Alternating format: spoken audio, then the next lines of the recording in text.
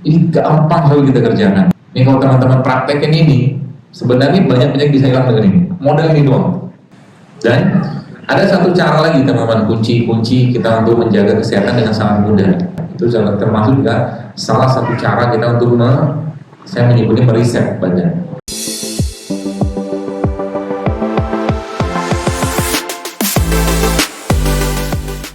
Ada banyak pola teman-teman sekalian yang kita bisa pakai. Yang kita bisa pakai di sini tadi ada water fasting yang paling tinggi kan. Kemudian apa lagi? Ini. Yang kedua tuh level keduanya adalah mono fruit juice. Jadi kita hanya makan jus aja. Ini pola-pola kayak begini di beberapa rumah sakit, bukan rumah sakit yang herbal gitu kan, cuma baru satu rumah sakit itu di daerah Purwakarta. Mungkin pernah dengar tuh. Itu polanya kayak begini. Ada holistik namanya, seperti itu. Jadi hanya menggunakan satu jus terus. Nanti turun lagi, nanti sampai akhirnya ya kita nggak bahas detailnya, tapi kita paling mendasarnya itu nanti menggunakan biji-bijian sama kacang-kacangan, ya seperti itu. Terus apa yang terjadi Bu sekalian kalau seandainya atau mungkin kita menggunakan pola-pola detoksifikasi tadi. Jadi kalau dibilang kunci paling utama dari kesehatan kita memang detoksifikasi itu. Makanya sih kan ada 30 hari Ramadan, ada 6 hari Syawal, ada Senin Kamis, ada 13, 14, 15, ada yang lebih tadi, ada puasa sunnah, ada 5 pola. 30, 6, 2, 3 sama 1. 30-nya Ramadan, 6-nya Syawal, kemudian Senin Kamis 2, 3 tengah bulan, dan 1 puasa-puasa sunnah seperti puasa Asyura, puasa Arafah gitu. Dan nanti lihat selalu begitu. Dan ternyata puncak-puncaknya tubuh kita tuh melakukan bunuh diri terprogram yang dikenal dengan apoptosis itu memang pada tengah bulan. Jadi memang subhanallah, saya kemarin sempat diskusi dengan teman-teman itu kenapa ada syariat puasa tengah bulan. Itu ternyata memang secara gravitasi bumi yang menyebabkan akhirnya perubahan metabolisme pada tubuh kita. Ya, akhirnya apoptosisnya atau bunuh diri terprogram, saya ibaratkan bersih-bersih badan bahasa kita itu memuncaknya pada pertengahan bulan. Dan itu ditingkatkan lagi dengan cara apa? Dengan cara puasa. Kan luar biasa ada pola itu. Jadi kalau saya bilang luar biasa. Kalau saya membayangkan kalau saya umat Islam ya, kita betul-betul menerapkan pola-pola ini, harusnya umat Islam itu menjadi umat yang paling minimal penyakit degeneratifnya. Tapi masalahnya godaan cireng, cilok, sebelah itu nggak semudah itu kan. Ya kan? Maka saya bilang berusahalah, berjuanglah gitu kan. Apalagi godaan karbo ya, itu luar biasa loh. Berat sekali. Apalagi sudah masuk kayak mungkin penyedap segala macam, itu kayak ngelok dia. Jadi mungkin teman-teman kita kenal ya kayak narkoba gitu kan, dia itu masya Allah ya, dia ngasih kecanduan kan ke otak, dia ngirim sinyal. Jadi makanan alkohol, narkoba tuh ngasih kecanduan, sama juga dengan makanan gak sehat, dia ngasih kecanduan juga. Bisa sama otak tuh disimpan datanya gitu kan. Makanya kita yang biasanya sudah lama kadang-kadang saya pun sama, kadang-kadang ada keinginan gitu makan mie instan. Ada loh, nggak ada mungkin lidah orang Indonesia yang tidak kena mie instan. Ada mungkin 1-2 lah, dikit sekali sebagian pernah kena mie instan. Ya, itu seperti itu. Ya, maka itu salah satu kunci dasarnya. Ya. Kunci dasar adalah detoksifikasi, dan Islam memiliki pola detoksifikasi yang paling baik, namanya puasa. Ya, seperti itu. Terus apa manfaat puasa? Kita akan bahas sedikit tentang puasa. Yang pertama, teman sekalian, ada satu proses dalam tubuh, ada 7 manfaat puasa. Ya, ada proses yang disebut dengan autofagi. Kan judulnya karena menjelang Ramadan, persiapan Ramadan kan, Nabi SAW di antara sebelum Ramadan di Rajab Sya'ban seperti ini beliau banyak berpuasa. Ya. Yang pertama autofagi adalah tubuh makan sel-sel yang rusak. Ya, autofagi. Yang kedua stem cell. Jadi sekarang kan banyak tuh stem cell. Jadi kalau sebenarnya puasa itu salah satu cara terbaik untuk memperbaiki tubuh kita, terutama injuri atau luka-luka yang ada pada sel atau organ akibat terlalu banyaknya makanan teroksidasi. Yang ketiga peningkatan benda keton. Jadi kalau seandainya keton itu sudah mulai muncul, terus kira maka dia akan membakar sel-sel lemak tadi, dengan kayak mobil tadi, mobil dengan tangki cadangan tadi. Kemudian meningkatkan tenaga tubuh kita. Ya, sebenarnya justru malah saat puasa itu kita kan menggunakan tangki cadangan. Jadi kalau ada orang bilang puasa itu bikin lemas, keliru, karena settingan otaknya nggak benar. Makanya jangan pernah tinggalkan sahur. Sahur itu adalah seperti informasi ke otak kita, ini makanan terakhir gitu. Kalau tubuh sudah disampaikan seperti itu, maka otomatis dia akan switching ke tangki cadangan. Gitu loh. Jadi maka Nabi katakan, bahasa Nabi kan dalam sahur itu ada keberkahan. Bahkan sahurlah meskipun dengan air putih. Perintah sebenarnya. Ya. Kemudian yang kelima, optimasi hormon. Jadi bagi yang promil, misalkan pengen promil atau pengen badannya lebih optimal hormonnya, salah satu cara terbaik yang kuncinya lah berpuasa ini. Ya. Berpuasa, apalagi dari makan pola-pola yang lain sampai 24 jam cobain. Pasti lapar. Kalau sudah lapar dia akan switch. Udah lama kok lapar, paling setengah jam. Paling setengah jam. Ya. Kemudian apa yang terjadi berikutnya buat sekalian? Yang terjadi itu insulin dan gula akan terkontrol. Nanti coba teman-teman lihat, ada satu buku judulnya Panduan Hidup Lengkap Berpuasa. Ya, buku ini karangan dua dokter di Amerika, Dr. James Dini sama Jason Fung. Isi buku itu apa? Puasa Daud, puasa sunnah. Bahkan dia menyebutkan situ, dia mengadakan penelitian dengan pasien-pasien dia, jumlah cukup banyak. Itu bahkan orang-orang yang subhanallah kena diabetes 20 tahun yang sudah pakai insulin, itu ternyata dengan pola kayak tadi itu, yang 24 jam bahkan sampai 48 jam mereka tidak makan apa-apa kecuali minum saja, itu apa terjadi? Ternyata diperbaiki pankreasnya. Baik, 20 tahun menghindari baca itu, kalau saya kagum, saya orangnya nggak kenal Islam, saya bilang. Ya. Dalam panduan hidup lengkap berpuasa, ya, judul aslinya itu Longevity Solution. Jadi dia meneliti ternyata makan itu memang tidak ada hadisnya. Ya, kita sering mendengar kan, ada suatu perkataan disebut kami adalah kaum yang makan ketika lapar berhenti sebelum kenyang. Ini memang ternyata benar. Makan terbaik itu kapan? Saat lapar. Saat lapar. Dan kalau lapar terus-menerus gimana? Cacingan mungkin. Kalau lapar terus-menerus ada masalah tuh badan. Yang mungkin juga seperti itu ya. Jadi ya katakan bahwa memang makan terbaik itu adalah waktu tubuh sedang tinggi-tingginya hormon lapar yang disebut dengan ghrelin hormon. Ghrelin itu tingginya paling tinggi ghrelin itu kapan? Ternyata di jam 12 sampai jam 3 atau jam 4 itu waktu makan terbaik. Ya, waktu makan terbaik itu di jam 12 sampai jam 3. Kalau disebut itu pola makan Mediterranean. Ya, jadi pagi itu paling rendah. Nanti malam lebih rendah lagi.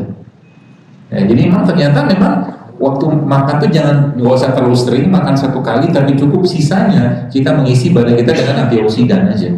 Sayur, buah, seperti itu adanya. Dan kalau kita bandingkan antara tumbuhan ya, sayur atau buah-buahan dengan hewan, kan banyak tumbuhan. Gitu kan? Jadi saya mencoba mentadaburi gitu. Saya mencoba lihat kayak misalkan kita bicara tentang tadi hewan ya. Antara hewan sama tumbuhan kan banyak tumbuhan. Dan memang secara sejatinya, teman-teman, gigi kita ini kan memang lebih cocok untuk banyak mengkonsumsi yang non hewani atau nabati. Karena gigi kita kan berapa jumlah? 32. 4 gigi kita ada taring. Taring itu untuk protein hewan. Moyak, robek, hewan gitu. 28-nya untuk mengunyah, mencampur, mengolah. Gitu. Maka ada seorang dokter biologisnya dikatakan, memang kalau pakai perbandingan itu 85% berbanding 15%. Artinya apa? Kalau mau sejatinya sehat badan kita itu, kata dia, porsi daging itu hanya 15%. Sisanya sayur dan buah-buahan. Dan memang Allah menciptakan lebih banyak itu kan. Di pasar mungkin teman-teman coba lihat, lebih banyak sayur tumbuhan atau lebih banyak yang hewan. Itu banyak sayur kan? Gitu. Tapi lagi-lagi godaannya kan luar biasa. Gak segampang itu. Baru saja katakanlah nyobain pagi-pagi sarapan alpukat sama kurma, apa bubur lewat, apa lontong lewat. Nah, gampang. Tapi ingat, kalau sudah terbentuk kebiasaannya silakan makan. Ya, silakan makan apa aja, apalagi kalau teman-teman yang mungkin nge-gym gitu kan. Jadi tubuh kita tuh atau massa otot kita tuh kalau sudah terbentuk dia menjadi membakar lemak sebenarnya, ya bakar sendiri. Jadi kalau Anda mungkin lihat orang-orang yang sudah terbentuk ototnya gitu kan, itu mungkin mereka makan anteng-anteng aja karena sudah punya membakar sendiri di dalamnya. Ya, itu sebabnya orang dengan berat badan yang sama, misalkan 60 kg, kita sekarang nggak bisa pakai cuma indikator body mass index aja, nggak bisa. Body mass index itu kan indeks massa tubuh, berat badan dibagi tinggi badan kuadrat. Nanti kan skalanya kalau salah 18 sampai 25 atau 23 seperti itu.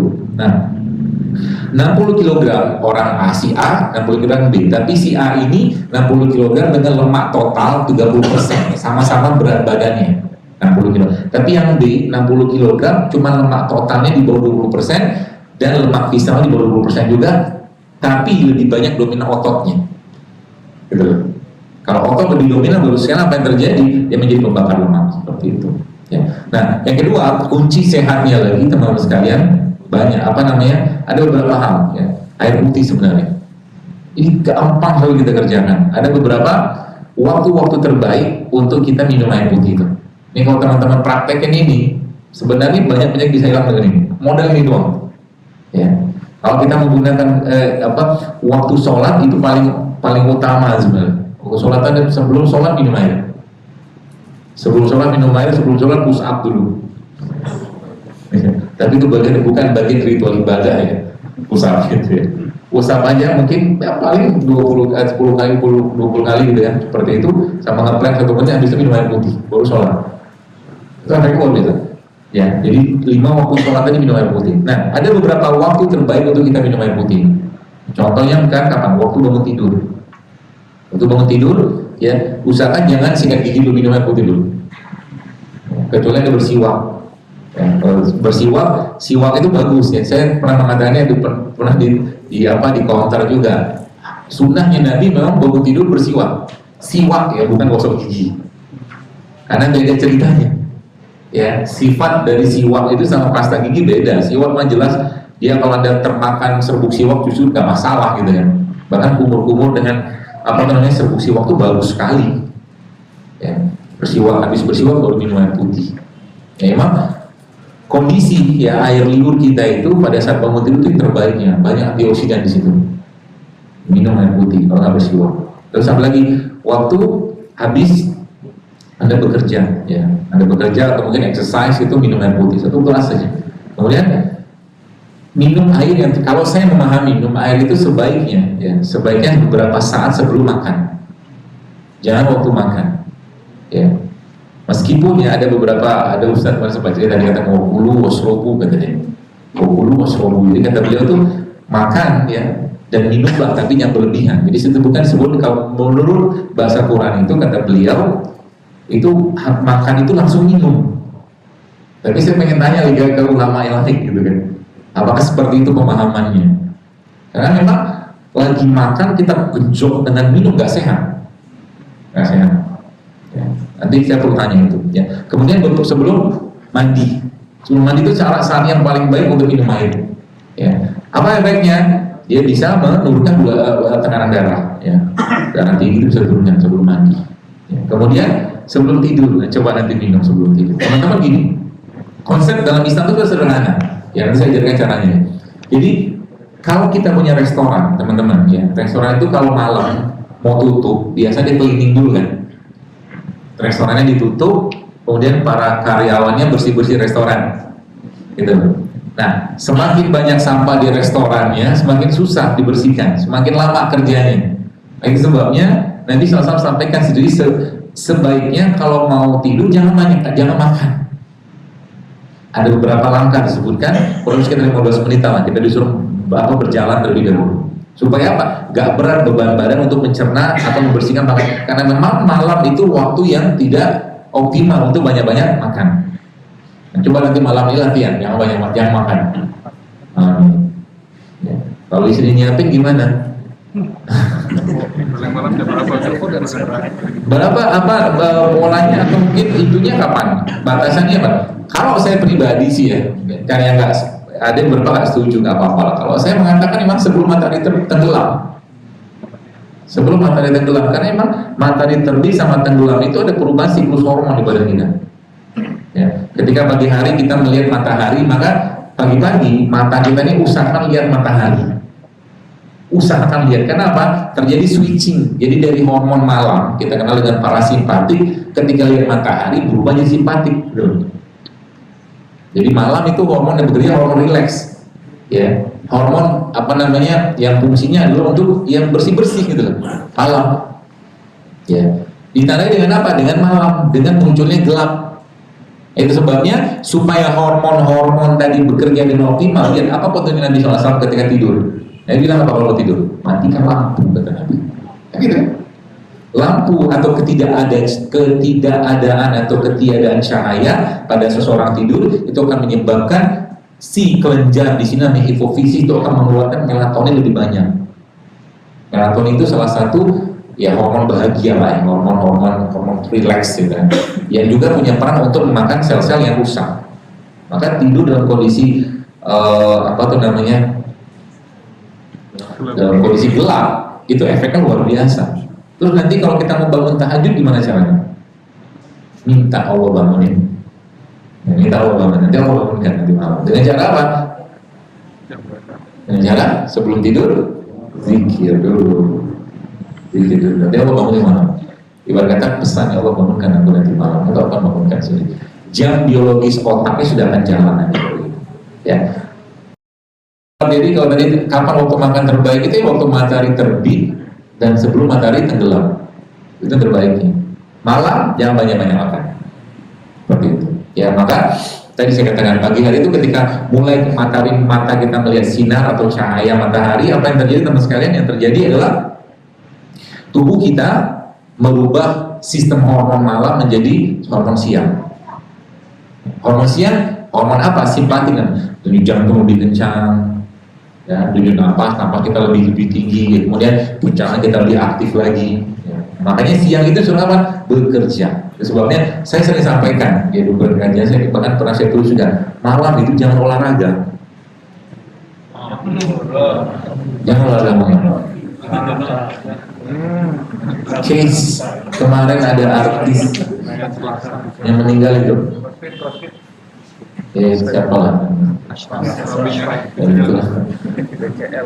Saya sempat lihat detailnya apa. Ya memang karena beliau kan lagi jet lag, baru pulang dari negara yang perbedaan waktu sama kita 14.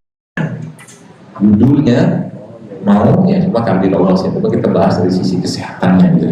Judulnya apa? Judulnya ingin menghilangkan jet lagnya dengan olahraga. Saya nggak tahu tuh pagi atau malam, tapi sepertinya malam itu. Tapi olahraganya jenis olahraga yang HIIT, yang kategori HIIT itu high intensive training apalah gitu kan. Itu nguras jantung luar biasa. Ya.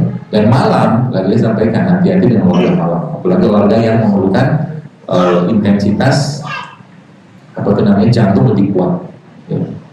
Kayak misalkan badminton, basket gitu kan, futsal.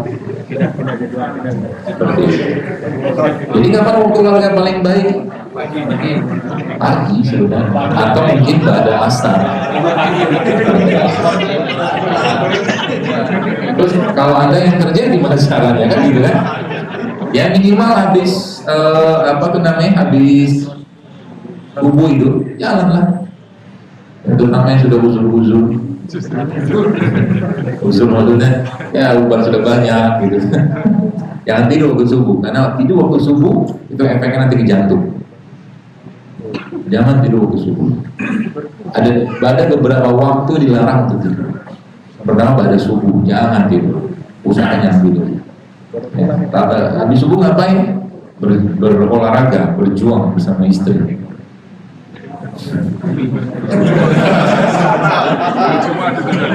Kok bisa begitu? Baik.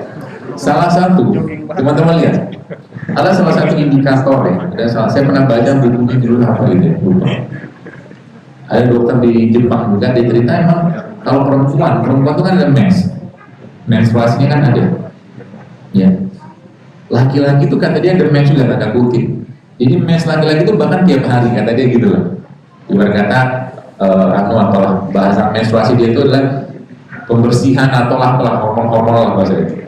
Nah, yang menariknya dibilang kan ciri menstruasi tanda kutip laki-laki yang normal kata di dalam buku itu tuh dibilang adalah laki-laki itu ketika pagi hari pada subuh itu maaf biasanya alat vitalnya akan mengeras. Itu bagus tuh. Dan memang ternyata subhanallah salah satu waktu yang disarankan, bisa dibayangkan.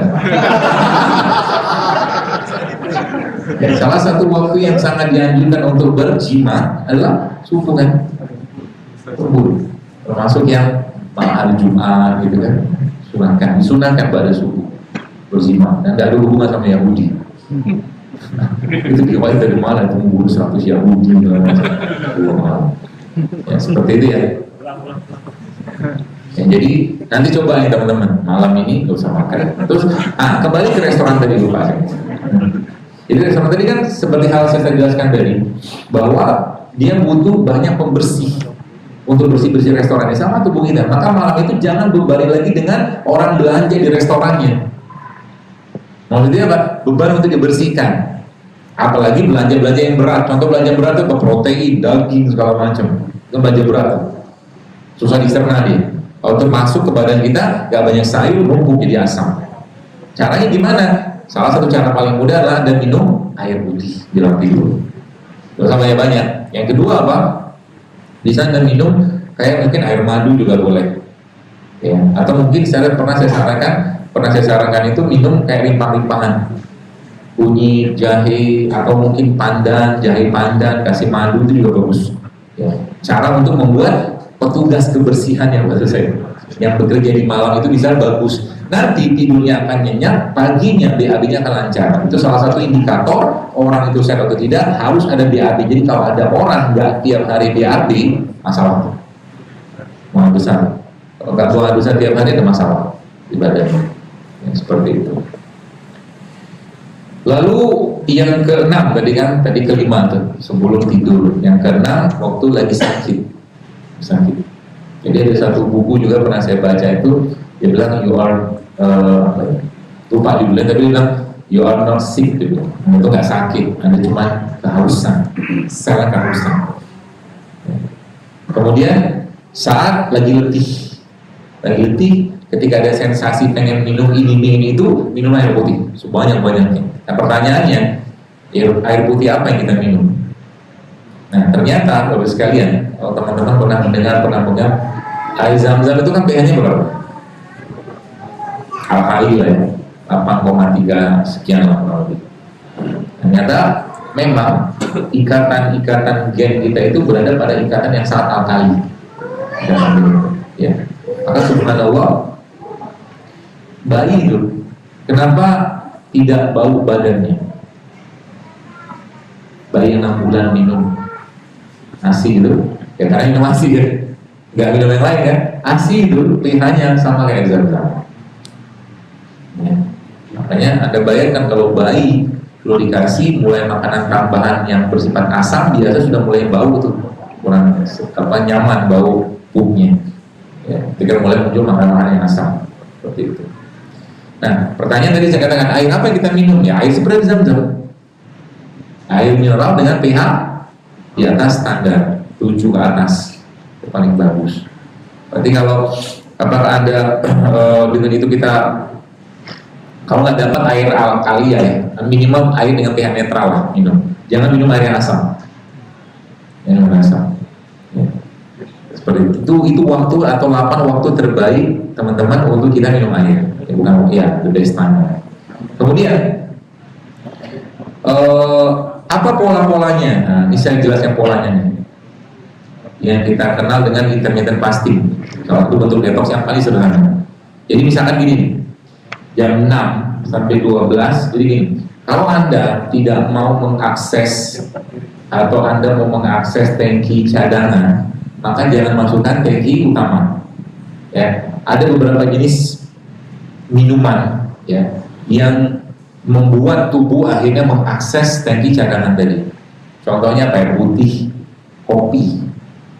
Kopi itu bisa. Jadi kopi itu dia akan membuat tubuh kita akan men-switching dari dan termasuk fat burner juga, jadi bakar lemak dua asal yang pakai gula. Ya. Atau kalau enggak teh hijau, atau kalau enggak lagi kayu manis. Kayu manis kan banyak banyak kayu manisnya. Jadi misalkan nih 6 sampai 12, jam 6 sampai 12 kan jam matahari terbit itu kan. Kita nggak pokoknya minum. Yang diminum apa? Itu tadi kopi, air putih ya, atau mungkin teh hijau. Nanti jam 12 sampai jam menjelang matahari terbit, matahari tenggelam baru makan. Nah, di situ. Ya, malam balik lagi ke yang pagi tadi. Kerjakan itu. Ini ilmu sebenarnya ilmu nurul berat badan sebenarnya. Ya, jadi kalau yang dia itu kepake ilmunya sebenarnya simpel banget. Tapi kalau udah kurus gimana? Harus ada loading protein dan karbo lebih. Ya, ini berlaku bagi orang-orang yang ada banyak penyakitnya. Jadi nanti kalau waktu makan itu ada loading protein dan karbo lebih banyak. Seperti itu. Atau dengan beberapa pola-pola yang lain ya seperti ini. Contohnya apa?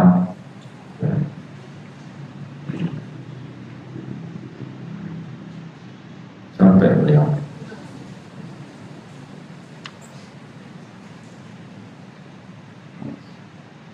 Yang tadi pertama itu ya. Tadi kita bicara puasa. Yang pertama kunci sehatnya. Yang pertama apa? Internet. Yang kedua intermittent fasting. Ya, nanti teman-teman bisa browsing itu polanya tuh, intermittent fasting. Dan menurut saya, ya, menurut pemahaman saya, sepertinya juga Nabi mengerjakan ini, sepertinya. Ya, karena Nabi itu ketika beliau sampai ke rumah Aisyah, tanya ya Aisyah ada makanan nggak? Nggak ada. Kalau gitu puasa, kan gitu kan polanya. Nah, yang kedua, tadi selain puasa, tadi ada namanya 1 week plant based. Di 1 minggu tuh, Anda nggak makan apa-apa kecuali tumbuhan saja, sayur buah. Dan itu tetap enak teman-teman. Ya tadi saya ada kajian di Masjid Ukhuwah tadi itu saya mencoba buat ya kita buat sayuran berbagai macam warna. Jadi kalau bikin salad itu paling bagus salad dengan berbagai macam warna. Ya, merah, putih, kuning, hijau, orange, ungu gitu kan. Potong-potong pakai mangkok kecil aja. Modal apa potong-potong kecil gitu, kasih jeruk nipis, kasih madu sedikit, kasih minyak zaitun itu sangat sehat insyaallah. Atau Anda bisa pakai dressing yang lain. Contoh dressingnya apa? Alpukat itu nanti teman-teman bisa kerok, ambil blender, kasih bawang putih, kasih garam, kasih lada hitam, kasih jeruk nipis, kasih zaitun sedikit. Akan jadi dressing yang sangat enak. Itu dimakan seminggu aja kita kerjakan itu, lihat pupnya akan berseri kembali. Coba teman-teman coba lihat kalau kita makan ya, bukan kita sih. Kalau Anda makan nasi padang, tiap hari makan nasi padang, gitu kan? Atau makan nasi yang penuh dengan santan, lihat pupnya. Karena pup itu indikator sebenarnya. Kalau sayur kurang, buah jarang, sayur jarang, air putih jarang, pup kita tuh ngasih tahu sebenarnya. Maaf, mulai dari baunya, kerasnya, kan gitu kan? Ketahuan. Nah, makanya saya katakan tadi kan, pup yang benar tuh kayak apa? Dia nggak boleh hitam, dia nggak bulat sama kayak orang dia apa bayi itu loh. Seperti itu ya. Jadi dari 1 minggu itu teman-teman kerjakan 1 week plant based katanya. Itu kunci yang kedua selain puasa tadi. Yang ketiga apa? Fruit fasting. Jadi makan buah, hanya makan buah saja. Kenapa kita di sini mengutamakan si buah-buah dan sayuran? Karena memang antioksidannya ada pada mereka semua. Anda tidak akan dapat antioksidan pada protein hewan yang ada. Ya. Apalagi ada beberapa jenis sayur-sayuran yang memang punya kemampuan yang luar biasa. Seperti apa? Golongan nanti coba di browsing namanya cruciferous. Ya, cruciferous itu contohnya apa? Brokoli, bok choy, ya, kemudian kubis. Ya. Saffron bukan ada masuk di situ. Saffron itu bagus sih, tapi mahal. Ya. Banyak yang minta saya bahas tentang saffron, dia bagus ya. Kalau baca risetnya memang dia untuk mengurangi otak, mengurangi tensi semacam di saffron. Tapi masalahnya 1 kilo berapa tuh hari 11.000 US, 130 jutaan. Jadi makanya yang jual saffron gitu kan dia jual 1 gram, 2 gram itu kan bisa 200-300 ribu. Dipakainya beberapa lembar aja. Saya bilang bagus, cuman kalau saya mikirkan kalau 200 ribu beli kunyit kan banyak banget. Kunyit beli serai, beli jahe gitu loh. Kalau yang bisa beli saffron masuk silakan, nggak masalah. Cuman kalau saya berpikir ya kalau lebih murah aja lah. Kalau punya uang nggak apa-apa pakai saffron. Karena memang saffron itu digunakan untuk rempah-rempahan. Kayaknya bapaknya juga sama. Bagus lah, apa-apa. Ya tapi ingat dia juga bisa menurunkan tekanan darah nih sama.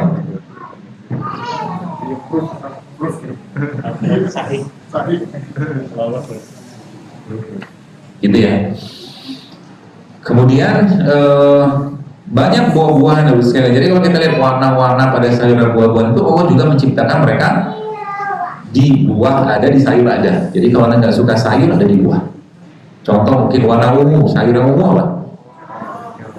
Terong. Buah yang ungu apa? Anggur kan?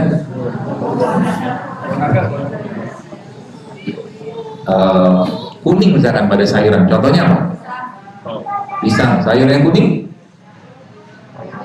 Paprika. Ya kan? Ya sudah tahu begitu kalau ciptaan pasangannya. Ya. Atau mungkin buah yang warnanya apa lagi? Merah. Apa? Strawberry. Sayuran merah apa? Cabai. Lumayan. Ya. Atau yang warnanya hijau, sayur yang warna hijau. Bayam, ya, brokoli. Buah yang warna hijau. Kiwi. Upaya mentah. Hijau nggak ada makan. Kiwi. Alpukat kan hijau. Dan lihat dari semua warna tadi, coba lihat warna apa yang paling banyak? Hijau. Ya, saya ternyata emang masya Allah ya, subhanallah tuh warna hijau tuh warna yang punya peran sebagai apa? Ya, warna-warna itu teman-teman sekalian punya peran yang sangat banyak ya. Dan warna hijau adalah warna yang punya peran untuk detoksifikasi. Ya.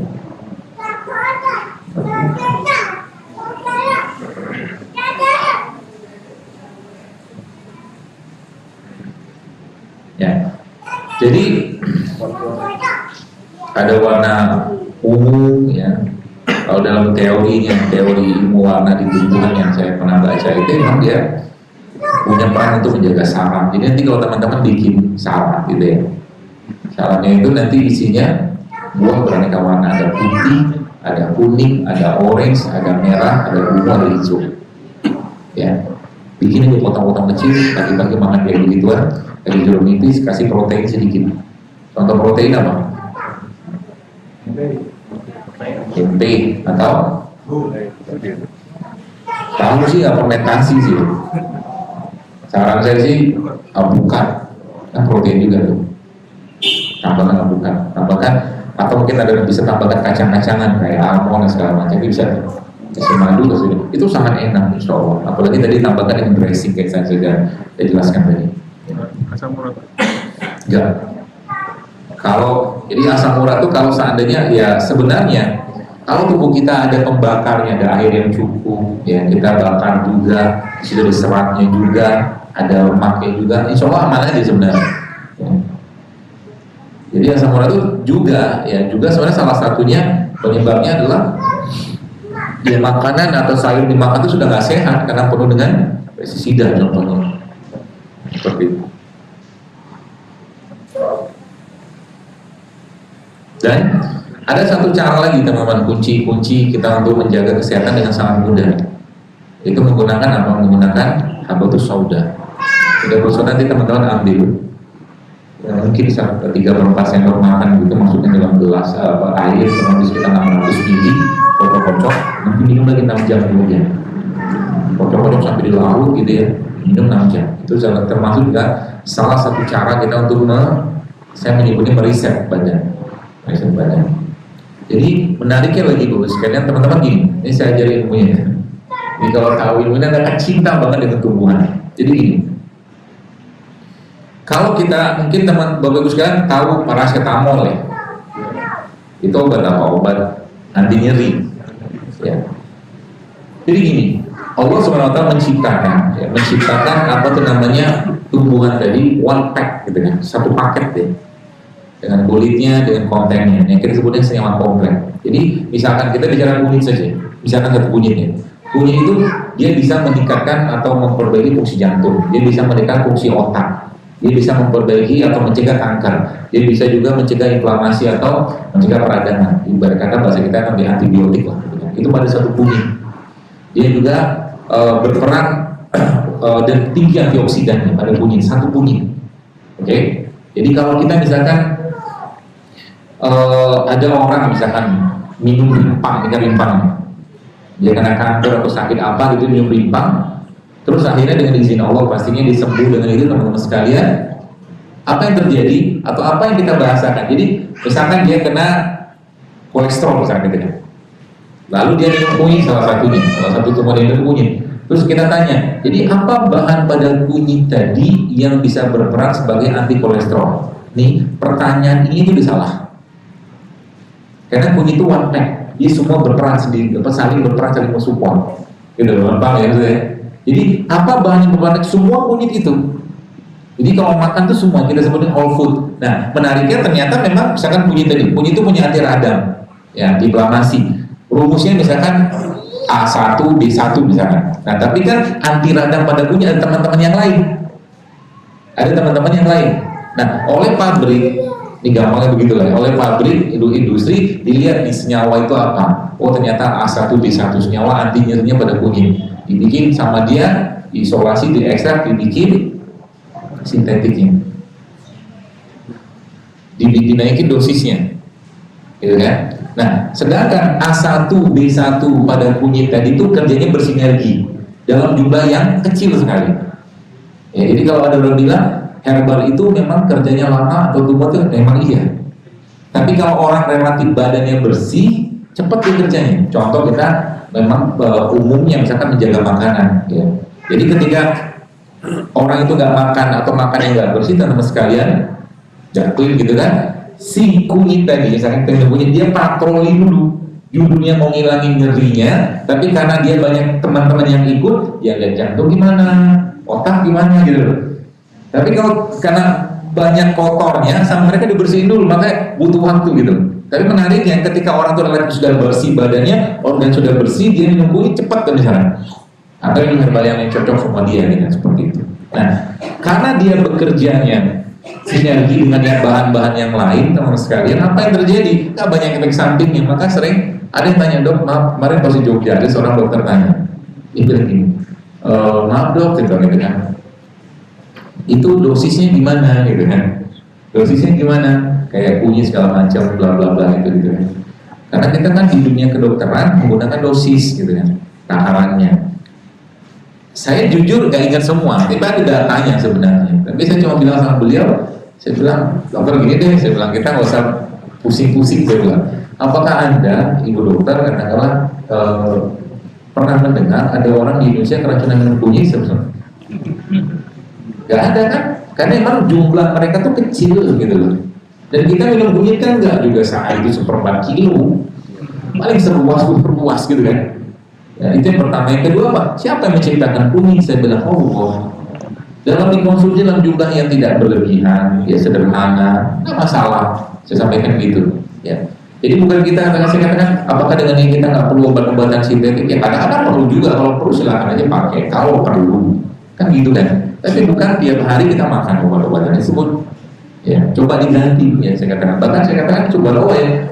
Ini kalau seandainya saya membayangkan ya teman-teman dokter mau sedikit belajar. Banyak sekali kita bisa hemat sebenarnya, banyak sekali. Ya, cuman memang tidak dimasukkan dalam pelajaran atau kurikulum kita, ya dokteran, tidak dimasuki. Ya harapannya nanti mudah-mudahan bisa diperbaiki. Jadi saya kebetulan di UPI saya katakan sama anu di sana sama profesor siapa itu saya katakan mereka kan membuat fokus kedokteran. Ya. Saya bilang harus ada materi-materi penting berkaitan dengan akidah sebenarnya. Karena kita nggak diajari jangan kedokteran gimana ngajarin akidah, belajar mungkin teroris seperti itu. Kenapa? Nanti dokternya, mungkin terapisnya, perannya mereka sebagai apa? Bukan hanya sebagai pengobat, tapi penyehat juga. Yang disehatkan apa? Korbunya dulu. Al-Quran katakanlah sebagai salah satu solusi. Ya, kalau apapun sakitnya obatin dengan Al-Quran. Apapun sakitnya obatin dengan Al-Quran. Kecuali emergensi sih, lain kejang-kejang mungkin patah tulang, perdarahan itu jangan. Seperti itu ya. apapun obat. Dan itu memang ada banyak testimoninya. Teman-teman yang pernah baca tulisan saya, memang itu penelitian di UI gitu. Bagaimana sel kanker itu ketika dibacakan Al-Fatihah bisa berhenti pertumbuhannya.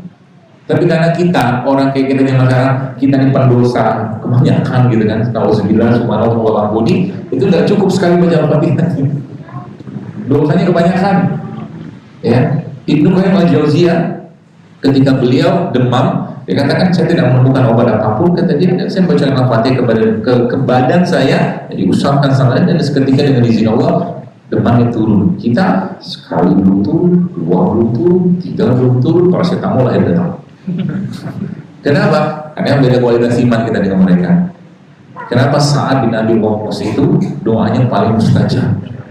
Kenapa? Saat itu kalau dikasih orang makan, dia tanya, dari siapa makanannya? Siapa? Dia kerja di mana?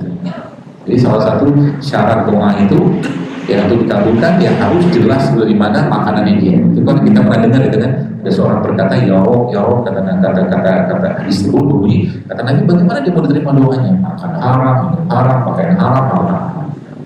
Seperti itu. Dan harta yang tidak halal juga akan menyebabkan penyakit sebenarnya, ketidaktenangan, kecemasan. Seperti itu. Ya, harta yang tidak halal. Ini teman sekalian, jadi gambarannya kurang lebih kayak begitu ya. Dan banyak sekali sebenarnya hal-hal yang berhubungan dengan kunci-kunci saya ini kalau dibuka semua nggak habis-habisnya. Tapi kurang lebih gambaran kayak begitu. Ada beberapa poin penting mungkin yang saya mungkin sarankan kepada Anda semua kalau mau dikerjakan politik. Tadi kan kita bicara sayur, kita bicara buah. Sayur buah itu sebenarnya prebiotik, ya, tapi juga ada probiotik dari tempe, mungkin ada kayak kimchi seperti itu, atau juga kita menggunakan tadi air juga bisa. Jadi sebenarnya mengobati penyakit itu simpel aja, asal apa? Asal kita berani menahan dirinya. Kalau nggak sehat, coba jangan dimakan, kurangi lah. Ya, contoh beginilah, sering saya tanyakan. Ada satu piring makanan di sini sayur, buah, dan kismis, ada kurma. Dengan satu piring yang isinya nasi goreng. Sehatan yang mana? Yang ini. Tapi kan kita milih yang ini, bukan kita sih. Ya, karena sama-sama sehat gitu kan, karena nggak kebiasaan aja.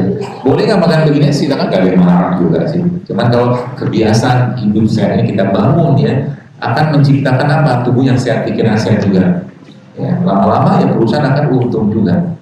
Saya pernah baca itu subhanallah di Jepang atau di Amerika itu tidur siang itu diwajibkan ya oleh perusahaan.